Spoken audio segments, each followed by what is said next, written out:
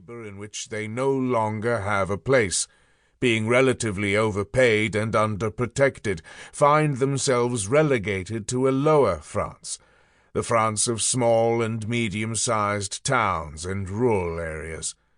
Everywhere, from peripheral France, the part of the country that rejected the European Union by voting no in the 2005 referendum, to peripheral Britain, the land of Brexit, from peripheral America, the land of Trump, to peripheral Sweden, the vanguard of the European alt-right, and beyond. Economic globalization arouses the same spirit of populist revolt. It is owing to this very spirit that the higher France now finds itself in grave danger of losing control over the lower. The Maastricht Treaty of 1992 was the first shot across the bow, the referendum of 2005 the second.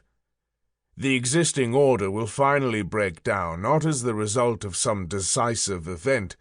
It will break down as the result of a slow process of social and cultural disaffiliation on the part of the working class.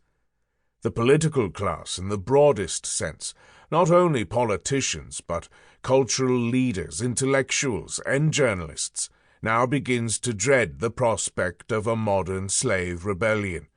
For a new form of class conflict, which had long been assumed not to exist, is now plain for all to see. 1. The new citadels. The medieval citadels are back. In the globalized metropolises, a new kind of bourgeoisie has taken power, without hatred or violence. Wealth, jobs, and political and cultural power have been unobtrusively seized.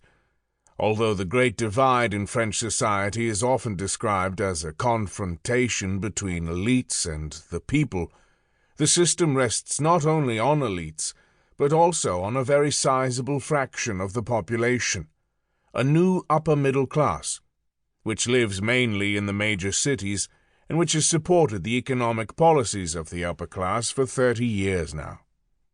Unlike the old bourgeoisie, its successors understand that economic and cultural domination will be all the more effective as it is exercised in the name of the common good and openness.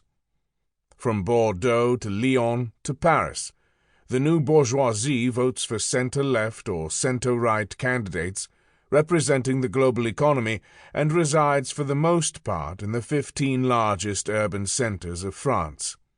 Disguised as hipsters, the new gentrifiers busy themselves scrambling for the spoils left over from the modern-day hunt, which is to say, the plundering of French society through the imposition of a new economic order, the Anglo-Saxon model of globalization.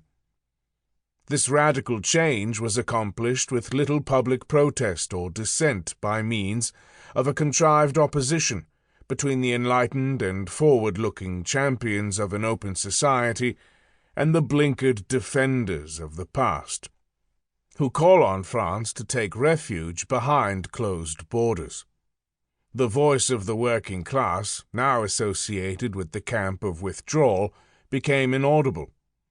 The dominant classes, for their part, having now at last disposed of the social question, were free to impose their view of the world in the name of modernity, openness, even equality. After several decades during which the economic and social landscape has been quietly reconfigured, the higher France now lives undisturbed in the safety of its new citadels. If global metropolises are the most visible evidence of this state of affairs, their invisible ramparts, the social and cultural supremacy of the new bourgeoisie, illustrate still more plainly the tendency to associate with one's own kind, known as self-segregation. Behind the myth of the open and egalitarian society of the cosmopolitan urban centers, then, we are witnessing the return of the closed towns of the Middle Ages, and the consolidation of an inegalitarian model of the Anglo-Saxon type.